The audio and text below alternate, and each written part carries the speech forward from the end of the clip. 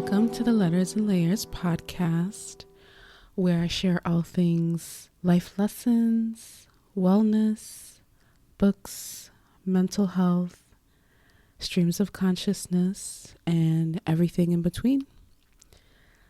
This is your host, Amaka. It is Sunday, March 9th when I am recording, which is pretty early for me nowadays. I don't really see any other time this week that I could record because of work and other things. I'm going out of town the weekend of the 15th, so I just want to make sure I get this done. It is bright and sunny with some wispy clouds, and the weather is slowly getting warmer, which I'm really appreciating. I'm just really excited to start to feel like it's spring, which officially is in a couple of weeks, and getting out more, being more social. I feel like Chicago's really fun from March to October, maybe even November, depending. So yeah. Okay. How am I doing? Really good. Really good. I had a really good day yesterday, Saturday. I partnered with this really cool initiative in the city called Wellness Besties Chicago. The creator of the initiative, I connected with her on Instagram, and I told her that I really loved what she was doing because her goal is pretty much to curate events and opportunities for Black women to come and meet and connect in real life. And I am all about that. So I reached out to her on Instagram, and we've been able to collaborate. And she planned a community event yesterday with the Breakthrough Women's Center here in Chicago, where a lot of women can go for social services and support in that way. So we were able to come together, she, I, and maybe like 7 or 8 other Black women were able to come together and cook lunch for the women that were there or, staying there temporarily, women that came because it is known in the neighborhood that they offer food and lunch. So oftentimes people can come in, once they make themselves known to the center and what their intentions are, they can come in and make lunch for the women there. So the podcast partnered with Wellness Besties Chicago to put this together. And it was a great turnout as far as the other women that came to help. A beautiful group of Black women, I would say within the ages of like early 20s to mid 30s. We were all kind of getting to know each other at that event. And I think some people might have met prior, but I really loved how Angel made it easy to kind of get into a flow and start talking with each other. And by the time the event ended, I had exchanged numbers with some people, exchanged Instagrams, and shared resources with folks. And it was a great time. I had a great time yesterday. There's just really something that in-person, one-on-one or group connection can't be replaced by. And it felt really good to give back to the community in that way. I really haven't done anything like this since I moved here. So I am happy that I now know that this facility exists so that I can provide more support. I'm really happy to have met the amazing women that I did, the people that we served, the people that I served with. And I'm excited for the connections that will develop from the event. So I will put Wellness Bestie Chicago's Instagram handle in the show notes in case anyone is interested and curious. If you're in the Chicago area, if you're a Black woman and you are interested in events such as these, give her a follow. She is the plug. Great events. A lot of people promote with her along with her own events, and they have been big successes. So 1000% recommend. And then after the community event, I met up with a friend to go to the Black Creatives Juried Exposition at the Griffin Museum of Science and Industry. So we got there and we just started looking around, and I was just blown away by the pieces that I was seeing. So many amazing works. Some were mixed media, some were hyperrealism, some were graphic art, some were oil-based, some were sculptures. I can't even begin to describe the genius of artwork that I saw at that exhibit. So there was the main exhibit, and then there was the exhibit that showcased works from teenagers at different high schools in the city.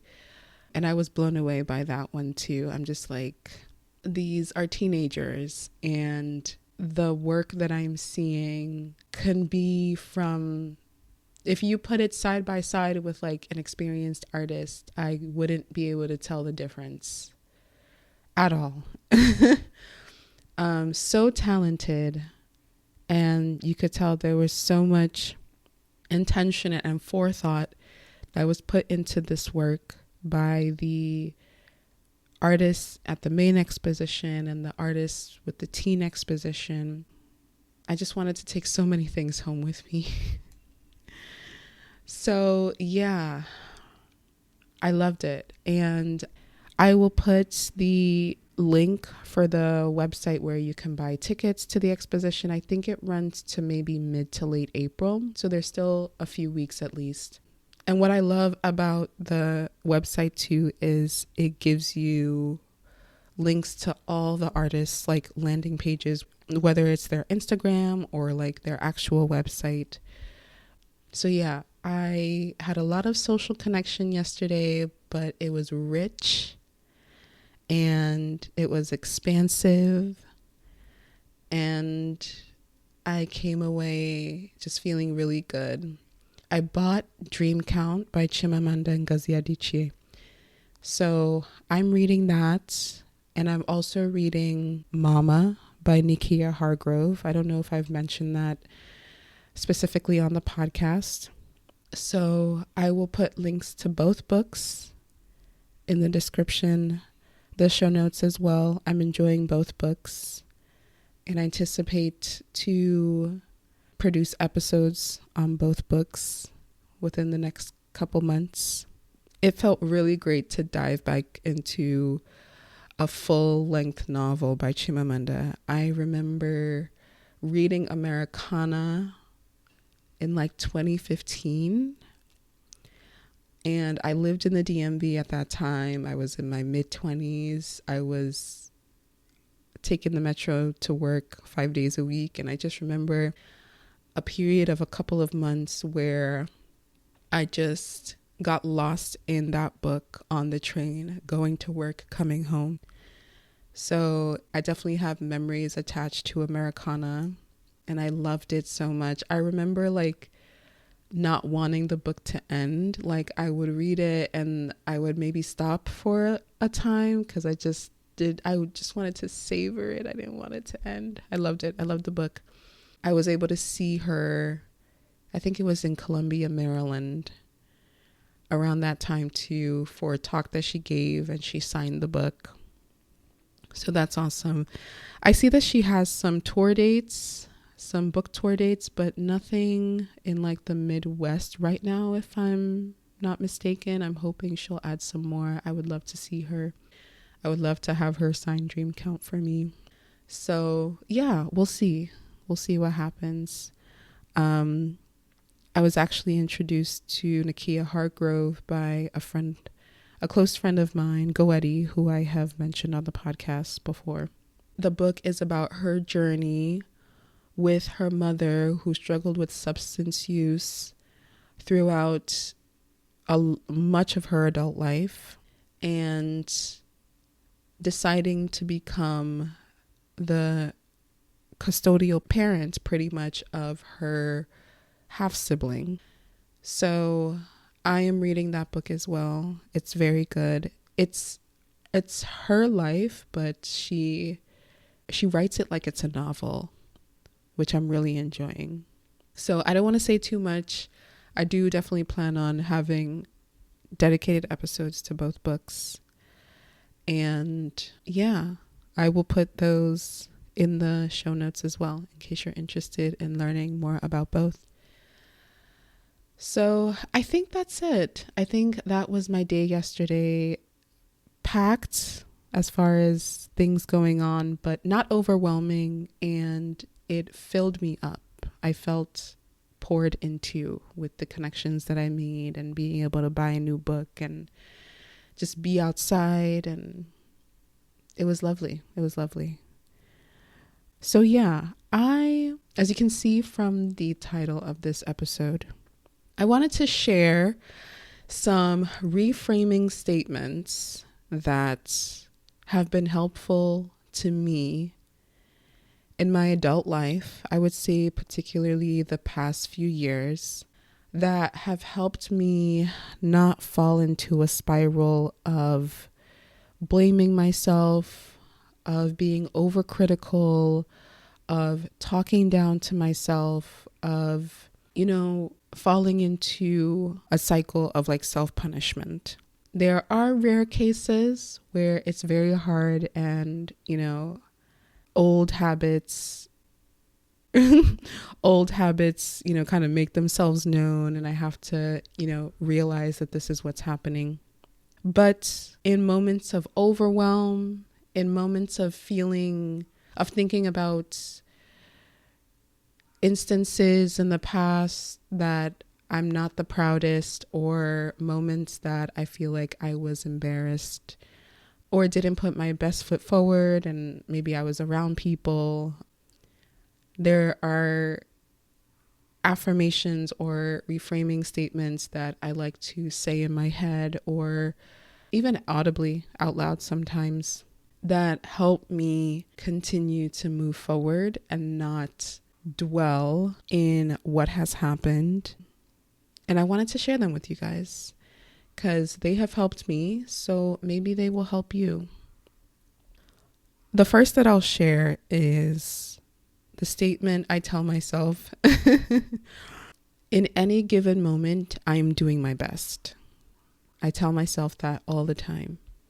I feel like the most relevant context in which I say this to myself is when I feel like I am not keeping up with everything that I have to do, or I'm feeling like I have too many responsibilities. Maybe if my to-do list is too long, maybe I am doing something, whether it's like house chores or errands or like sit down task work, written work, work as far as my day job. I try to tell myself in moments where I feel some self-critical feelings bubbling up, I'll tell myself, in this moment, I'm doing my best. In any given moment, I'm doing my best. And I say that to myself because I am not intentionally trying to sabotage any of the work I'm doing. I am not intentionally doing less than what I think I can do in that moment. I am giving, whether it feels like it or not, I'm giving what I can in that moment. Whatever capacity I have in that moment, I'm using all of it. Now, the capacity can wax and wane, 100% one day, and then maybe 30% the next day, maybe 70% the next day after that. Maybe it's 50, maybe it's 40. our best, our capacity is what ebbs and flows, based off of maybe what's on our mind, what we have to do, the people we have to think about, our responsibilities, just everything, wanting to take care of ourselves, our work tasks, work demands. I personally believe it's not even us that's the issue. It's that there is too much on our plate on any given day. For everyone in general, for Black women especially, we just deal with too much. We internalize messages that tell us that we are supposed to be able to handle everything. It is glamorized, it is glorified to be able to do everything and to be someone that has multiple hands, metaphorically putting it, and handling everything and keeping on top of everything and giving our 100% to everything. But that's not realistic. That's not feasible at all. And I believe strongly that it's not our capacity or capability that is lacking. It is that whether it's the societal structure or just the messages that we internalize, we have too much on our plate. We're handling too much. Whether you're a mom, whether you're a wife, whether you're single, whether you're a caretaker, whether you're, a professional with a high stress job, all of our plates are overflowing and full. And we do our best. I believe, because I say this to myself, I like to believe this in others, that we are all doing our best in any given moment. And if we drop the ball on things, it's not because we decided to drop the ball, It's because we can't possibly do everything and tend to everything and everyone and ourselves every single second of the day. We can't be at 100% every single second of the day. So on those days when we're chugging along, operating at 50%, on those days when we're at 70, at 40, at 30, even 10, we're still trying to do our best. We're still trying to put our best foot forward. So honestly, I think what makes that statement so meaningful for me when I say it to myself is that I remind myself that genuinely my intention is pure and I am doing what I can in that moment. And it helps to kind of reorient me and ground me. And it reminds me that literally I just have to take it baby steps and bite off what I can chew and not overwhelm myself. So yeah, in any given moment, I'm doing my best. In any given moment, I am doing my best. What that looks like changes from day to day, but baseline, that will always be true. The second statement or affirmation that I often tell myself, particularly when I'm feeling a little overwhelmed, is that it will all get done. I kind of chuckle a little bit when I say that. I say that in moments where I feel like my to-do list is a mile long. And specifically also moments come to mind where it's not even a bunch of big things that I have to do. It's like a million little things that have to get done. And since I work from home, I have a dedicated workspace. I have a notebook that is always open on my desk. And when I'm sitting here and I'm working, if there's something that I have to remember that I do, it goes in the notebook. And, oftentimes I'll flip back through the pages and see, did I get the things done that I wrote like a week ago, 2 weeks ago? Honestly, sometimes I have to kind of do a mental assessment. If there's certain things that didn't get done, if I can still do it, I get it done. But why that statement means the most to me is that I remind myself that when it gets done, I don't know. Maybe it'll get done in a month. Maybe it'll get done in a week. Maybe it'll get done tomorrow or today, but it will get done. And I would say 90% of the time, I'll flip back to the pages in my to-do notebook, let me call it that. And the things have gotten done, whether I remember doing them or not. But it calms me down when I tell myself it will all get done. And I kind of release myself from the angst of wondering how, because that's going to drive me crazy. If I have like 15, 20 things that feel urgent in the moment, what am I going to do? It's just me. It's just me. And because I lived alone for so long, depended on myself for so long, still struggle with hyper independence, even though I'm married, and, have built a community in my immediate surroundings and beyond. Like, I still struggle with feeling like I have to do everything by myself. So even though that is an ongoing process, I still have moments frequently where I look at things I have to do and my default is I have to do it. So the feelings of overwhelm creep up, and to kind of fight those back, I tell myself it will all get done. It will all get done. I don't know when. I really try hard to go through the things that I have to do, prioritize what needs to get done, maybe within 1 or 2 days, within a week, within 2 weeks, within a month, within 2 months, within the quarter. Like, that really helps me to kind of know what needs my attention right now.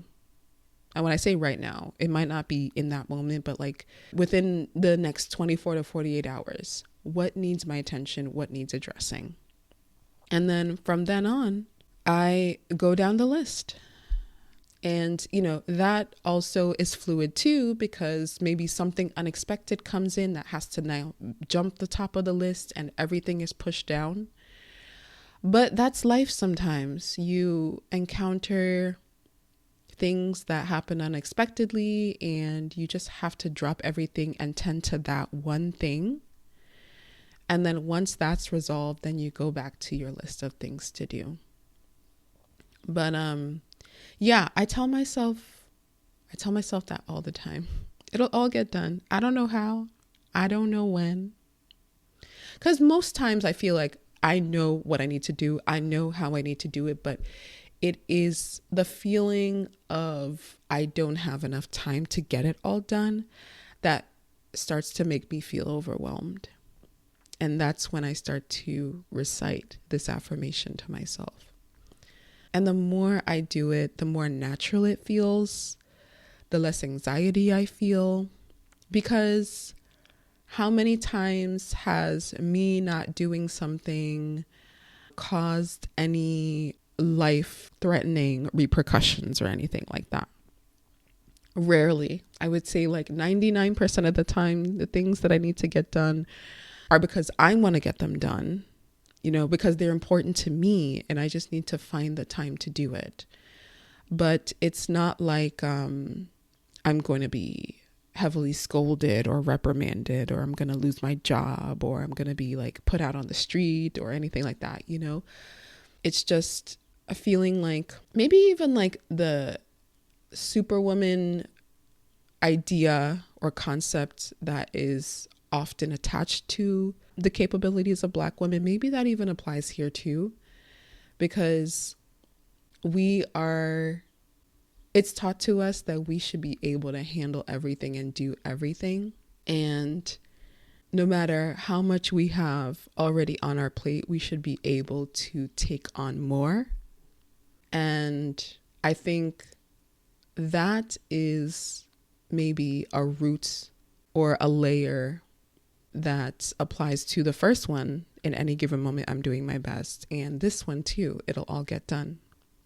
Because it feels like no matter how much we are able to check off, I have this image in my head right now, like this running image of like a to-do list with lines and boxes where you check things off, and it's like an infinite checklist that just keeps running. Like you're checking things off, but you're not seeing the end of the paper. Like things just continue to be added and added and added and added, and you're just checking off and checking off. And it's like perpetual. It's like a hamster wheel. Like you're never going to be finished. So I feel like that's the image that I have in my mind, whether I'm aware of it or not. It feels like we never, or let me speak for myself, it feels like I never get to a point of completion. There's always something to do. There's always something to do. There's always something that needs my attention. There's always something that feels urgent and important. And this feeling is different for everybody because of whatever they have going on in their life. But no one's feeling of urgency matters more or less. You know, whether you're single, whether you're married, whether you're in a committed relationship, whether you have children, you know, a family, you're a caretaker, your work is very important to you. Because all of these urgencies matter to us, they all matter. They're all valid. And that's why it feels so hard sometimes when we feel like we're falling short, because it all matters to us. It all matters a lot to us. And we always want to feel like we are giving everything we can. And I think sometimes we wish we could give more than our capacity can offer in those moments. And I think sometimes those days when we are firing on all cylinders and we're like, oh yeah, I am on it today. We wish we could be like that every single day, but that's not sustainable. Like you need moments of rest. You need periods of rest. You need seasons of rest, which we're made guilty to feel like we can take or, you know, kind of integrate into our lives regularly. And it doesn't matter where you are in your life, what season, what identity you hold as a woman. We're always made to feel guilty no matter what. So it really helps me to tell myself these things because they're true, one. And two, it reminds me that there's no fault or blame to place on me or anything when it comes to trying to keep up and wanting to always put my best foot forward.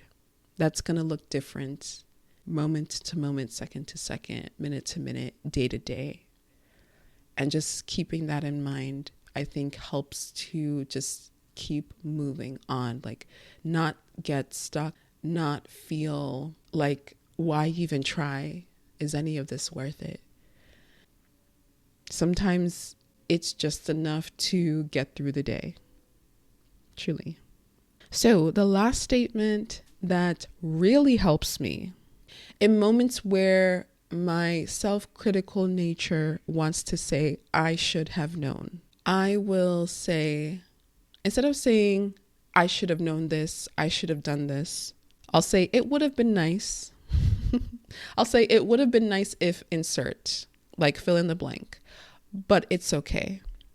So let's say I don't know, let's make it work related. Maybe I forgot to send an email, or I don't know, insert the task or insert the activity or responsibility that you wanted to meet that you fell short with. Maybe there's housework that I wanted to do that I wasn't able to get done when I wanted to.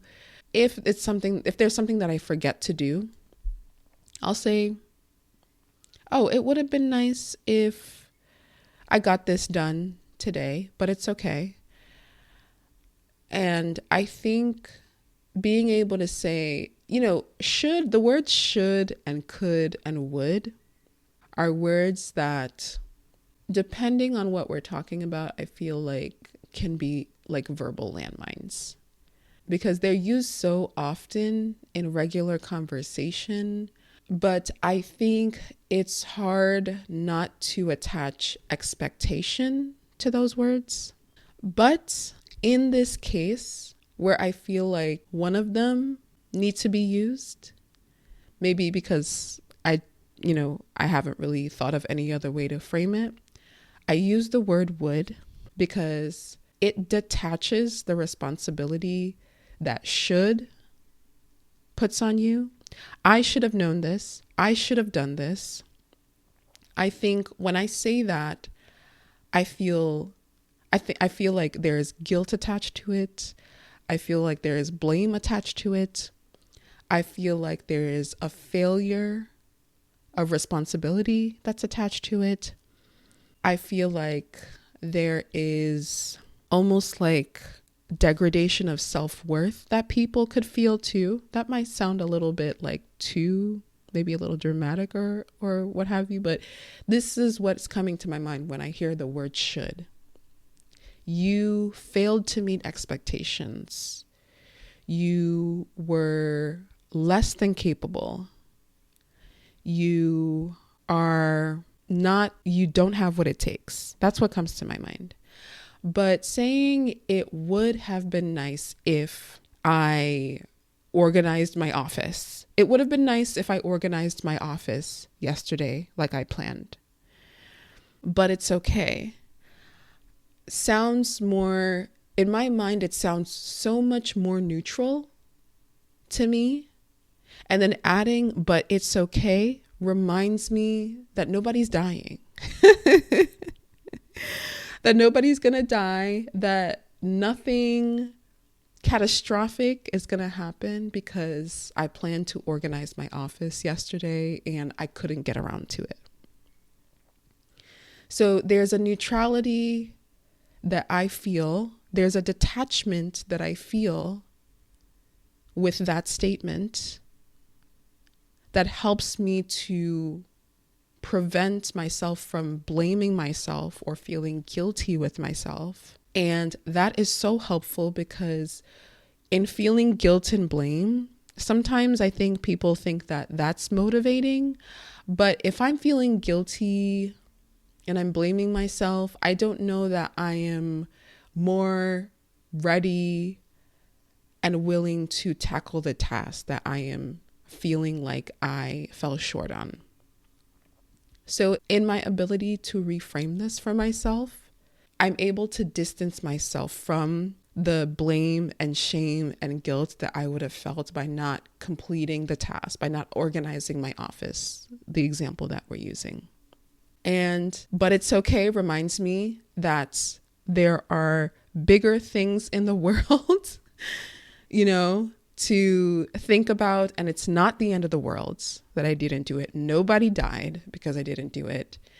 And it allows me the opportunity to say to myself, I can do this another time.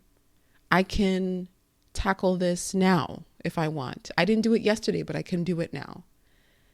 There's a readiness, there's a willingness there, versus saying I should have done it yesterday. Then it's like I'm putting myself down. And then in those moments, because I'm feeling so self-critical, the motivation to come and do it is even less, can be even less. So that really helps me. Being able to do that, like if I have a really hectic, busy day with work, maybe it's mentally draining, maybe I just want to shower and go to bed, but there's like so many dishes in the sink. Usually I like to try and clear out the dishes before the day is over. But if I've just had it for the day and I just, take care of myself and go to bed, I'll wake up the next morning, I'll go to the kitchen. There's dishes in the sink. I'll say, it would have been nice if I did the dishes yesterday, but it's okay. Like, it separates me from the task. It separates me from the expectation that no matter what, this had to have been done at a certain time. And it makes it feel more neutral. There's no one that did anything wrong. And adding the "but it's okay" reminds me that it is okay. It's not the end of the world. And I think that is pretty much the crux of it, like the essence of it. It's not the end of the world if we're not able to do everything we want in every second of every day. It's not the end of the world if we're not always firing on all cylinders. It's not the end of the world if we have to take a moment of rest. It's not the end of the world if we take a season of rest and recovery. Nobody's gonna die. There won't be any catastrophe. And what might even surprise you is that some things may solve themselves. I've been finding that to be the case more often, honestly. This, I think, is most relevant to me as far as work goes. Because even though I work remotely, I am in communication with staff and folks that do a lot of admin while I'm handling the clinical side with the patients. And if there's admin follow-up that involves me, I do my best.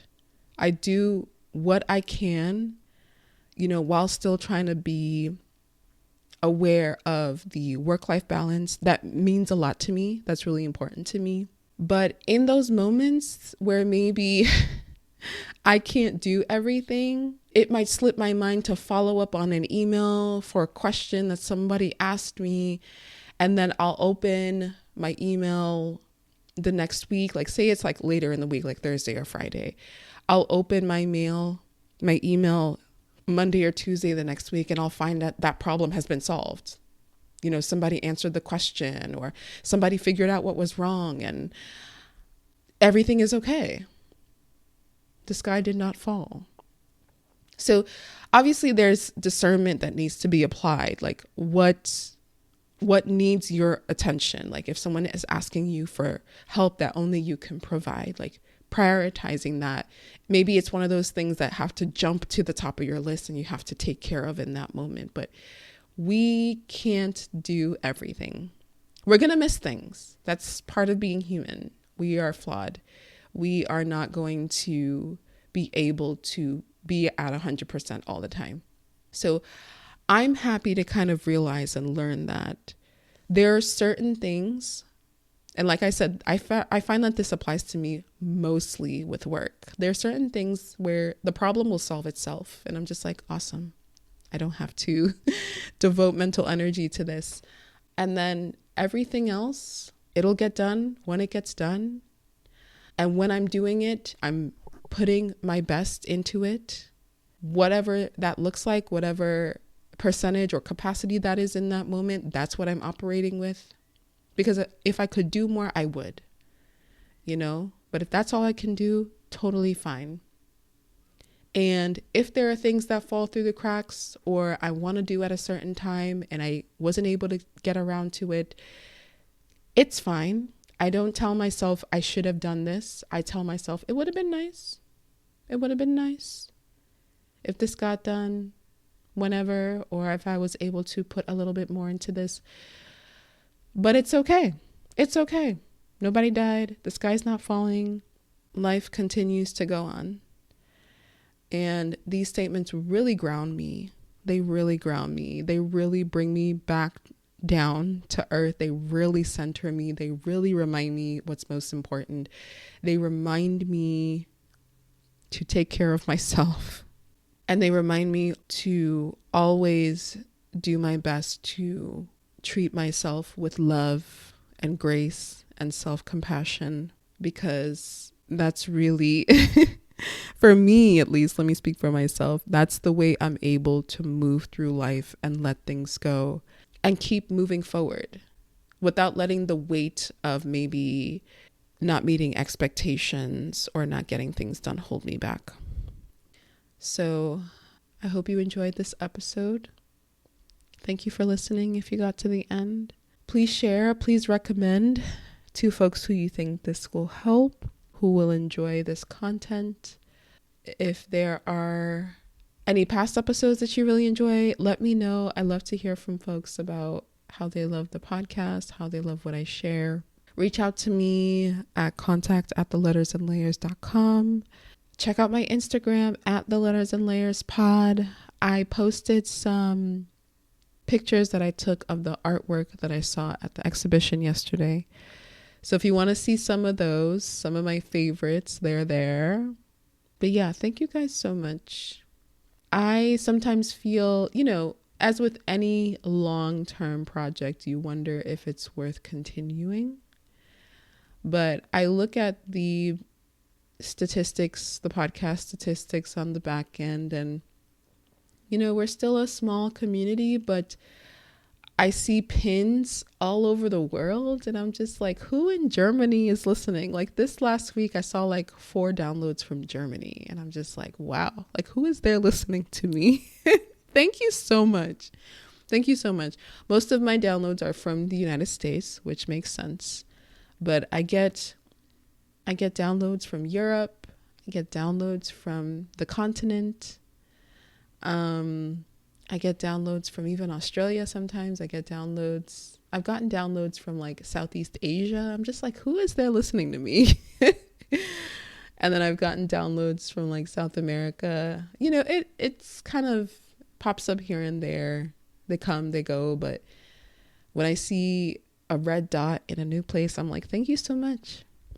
So yeah, this last week I saw like 4 downloads in Germany, and I'm like, wow, thank you. If the people in Germany are listening, thank you so much. I appreciate you. I appreciate my listeners in the United States. Y'all hold me down, time after time. And it means more to me than you guys will ever know. So thank you so much. And I will talk to you all soon. Bye.